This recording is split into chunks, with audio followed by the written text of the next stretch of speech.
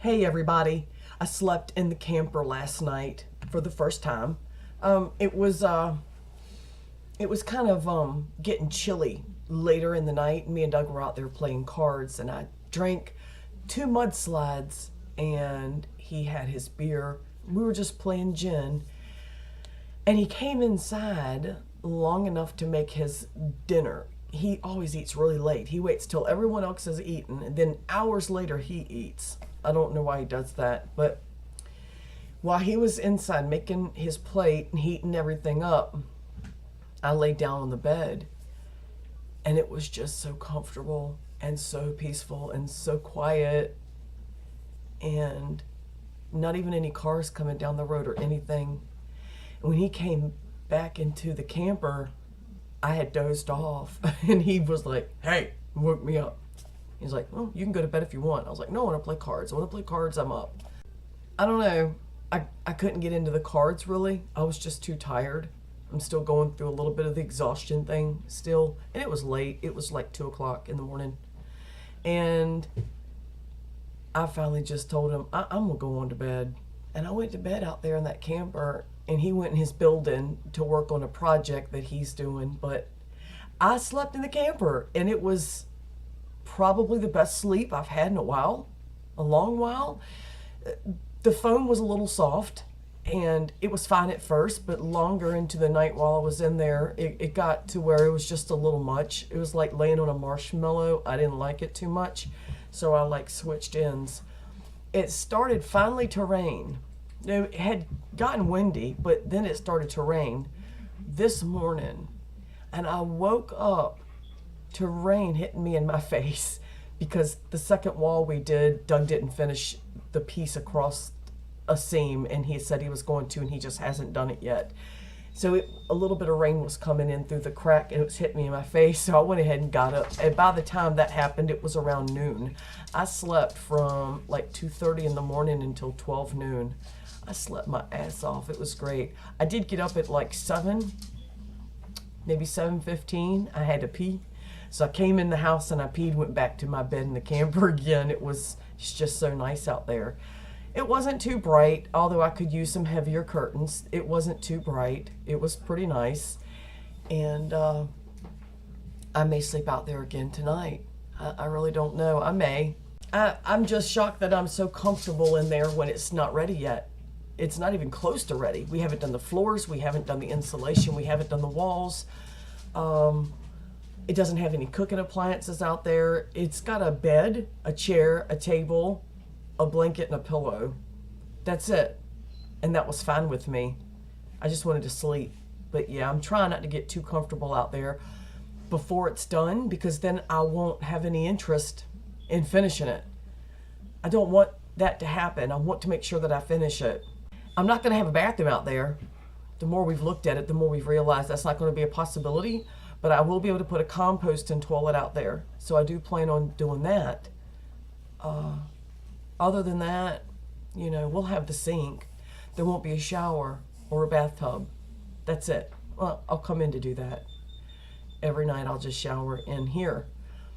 But, Doug started telling me last night about some stuff on the news. He asked me, "Did you hear about that German airline crash?" Nope. He went, "You haven't heard about it?" "Don't know what you're talking about." He went, "Oh, okay, you go on Facebook, right?" I went, "I have not been on Facebook very much, and if it is, it's just to post something and then leave. I haven't really looked at my news feed or anything at all." So he was just shocked that I'm still out of the news loop. And I'm glad that I am. I'm still out of the news loop. He did fill me in on that whole plane crash thing. It's really sad, kind of fucked up, really mysterious. I wonder what that was about. But I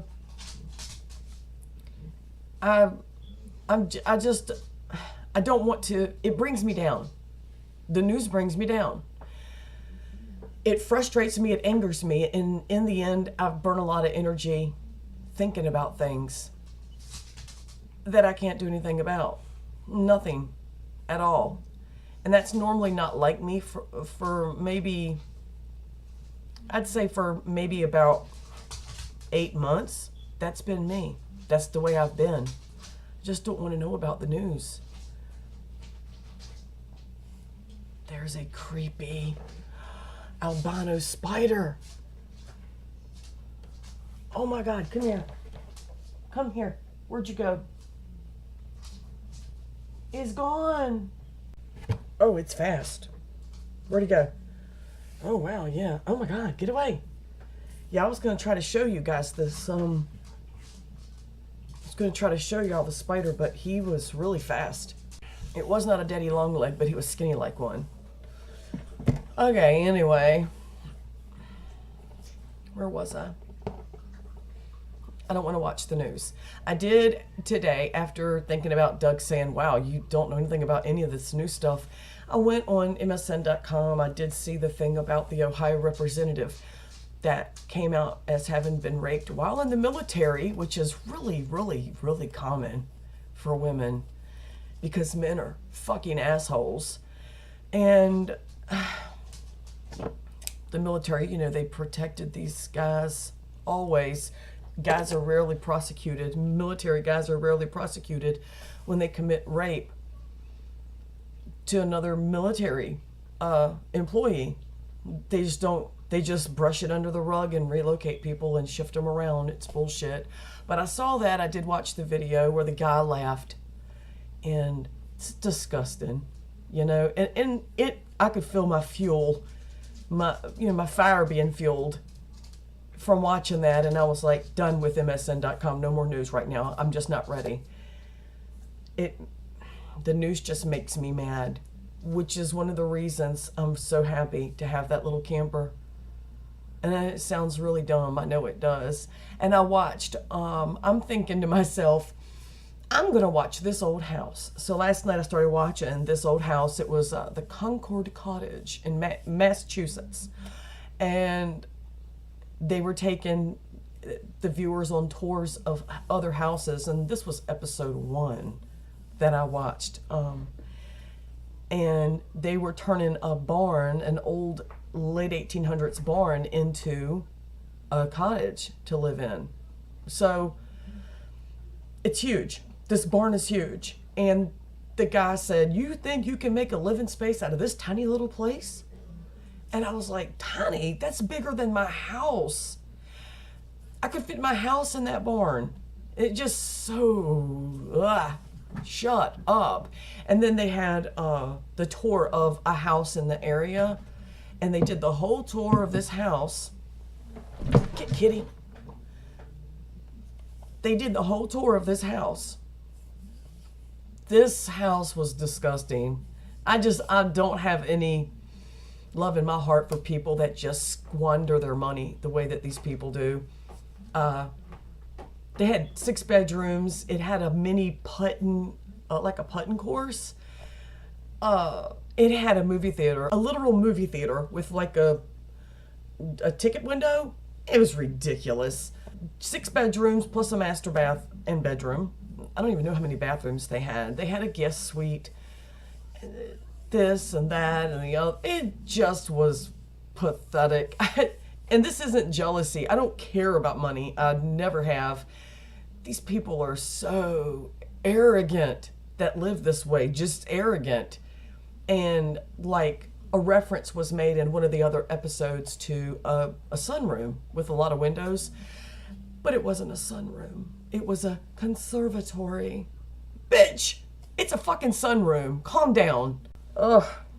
The divide between the wealthy elite and people like me is just ginormous. It's huge. And look, I'm getting worked up in this video talking about it. This video started so mellow and so calm.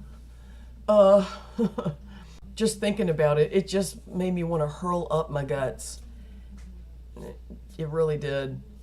I can't watch stuff like that. And these people just make my stomach churn. These are the people that are controlling the Congress and the Senate. It just, they're controlling everything with their money that affects the lives of everybody else. which the people I'm talking about in the video with all their money and their ridiculous conservatories, they have never lived like us. They've never lived like a regular person. They've never had the desire to live tiny. They can't imagine living in something smaller than their dressing closet or their dressing room or their dressing suite or whatever the fuck they call it. They have no right, they have no more right controlling the laws of everyday folks than a man has controlling the laws about women, rape, and abortion. That's the equivalent of that. They have no business. It's like, oh, you want to talk about the common man and the laws that apply to him, middle class, low pay? Too bad. You're not allowed. You don't even understand. You ain't never had to fucking do none of this shit. You don't know. Get away. Just go. So I'm getting worked up over these pathetically unworldly, and yeah, I don't care where you've traveled to, you're unworldly if you've never been like living like most people. You just don't have a clue with your conservatory and your putting green inside of your fucking house and your movie theater with the ticket booth. Just for fun. We only had a $5,500 budget for the little ticket booth. It's not an active ticket booth. It's a facade. And you know that's what they spend on shit like that. It's ridiculous. Ugh, it makes me sick. I think about if I could win the lottery and have that kind of money, I'd have the most amazing tiny house community you have ever seen. It would be amazing. And it would be there to help people who otherwise would never own a home. And help them go to school, help them with childcare, help them, and it would give them a full year to make their way in the world so they could take care of themselves. Hand up, not a handout. And those people don't give shit. They give to charities of their choice, like a museum or something for the church. They don't give... They don't give back to the community except for their own community. And those that live in the lower communities, they don't have much to give. So, oh man, if I won that lottery, my whole life's mission would be helping other people. Just the way it would be. It's the way I've always felt about it. It's the way I've always felt. I'd travel in an RV. I'd go in an RV. And of course, Doug's got places he wants to go, so I'm sure he would want to travel overseas, and I'd go with him, obviously. But my personal dream would be RVing. That'd be it.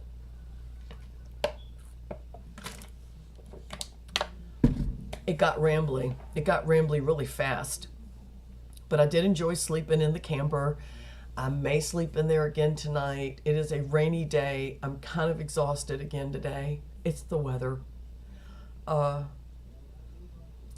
haven't done any housework in a couple of days. I just don't feel like it. I just don't fucking feel like it. And since I make the rules because I'm fucking grown, I'm not going to clean the house today either. I'm not going to do it. Just going to sit here and chill, play some games on Pogo, and maybe look at some more videos online and get caught up with some of Nomadic Fanatics videos, and they're pretty cool. Lady Phil, he was in an 83 Tioga, and he sold it, and now he's in a van. So a menacing black van with a red stripe. It's kind of creepy, but he's cool. I like him. And he's got a lot of haters. And I don't know why. Other than they're jelly. They're so jelly. Anyway. But yeah, and Graveyard Girl, probably going to see if she's got anything. I don't like the Wreck It Wednesday, the Wreck It Journal. Yeah, Wreck This Journal. I don't like those videos, but see if she's got something else up, and watch Good Mythical Morning, because I haven't watched the last 2 episodes. I watch those every day. Me and Doug do together. But yeah, so I'm going to fill my day with catching up with my favorite YouTubers that regularly post, like every day or every other day. So that's what I'm going to do today. I hope everybody is having a wonderful day, and stay lovely and awesome and precious always. And thanks for stopping by and listening to my shit. And hit the red button below and hang out with me some more. And everyone have a fucking amazing day. Bye.